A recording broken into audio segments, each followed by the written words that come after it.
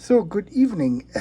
I have now gotten today the new traction tire for our GP38-2 from Lifelike. And they are 8mm by 13mm. And they are from lovetrainhobbies.com. Wasn't very expensive. But they're pretty small, and I put one already on here. You can see this in how they fit. They fit just nicely in here.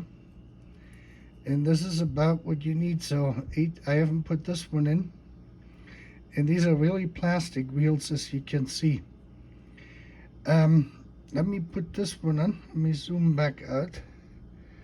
We got 300 zoom already. The way I usually put them on, I usually bring the workpiece closer to where I'm at. I hold this on here like this. Let me move the locomotive a little bit out of the way. Hopefully we can see this.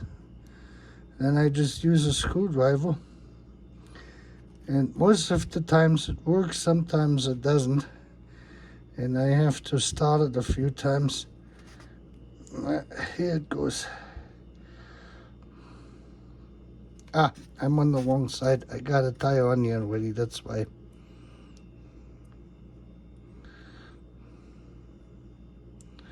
It's a little bit of a tricky business. The first one went on easier.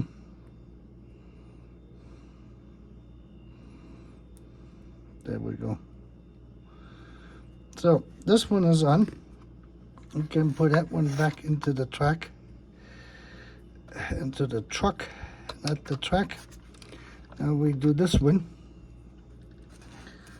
I hope you can see this. If I bring my hands too close to me, then you won't be able to see it. So I have to work farther away from me than what I normally do. That one is on. And last one, just like this, basically. You can see it, I started like this. Oops.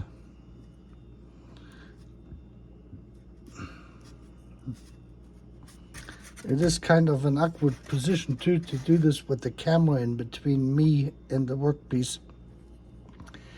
That requires some additional, here we go. Got it right on there. Oops, and my light of course had to fall over. So we have this one on as well. You can see it now, both of them on. They just go back into the truck. Snaps in like this.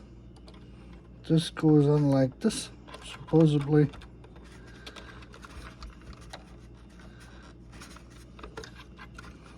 Have we snapped in? No. Here we go. Front first, then the wheel. And then it goes in like this. And here's something I wanted to show you is these wheels were black. And I think that they were plated similar the way the Fleischmann wheels are plated. Let me zoom in a little bit more. Here we can see this now nicely. Let me get the light situated. And you can see the copper color which came through. And they had some form of a black plating on there which was no longer conducting or conducting very poorly. So what I did is, what I normally don't do is I use steel wool and I cleaned them up. These are metal wheels. It looks like it that they are coppered to begin with, as you can see in there. And they had just some black coating on there.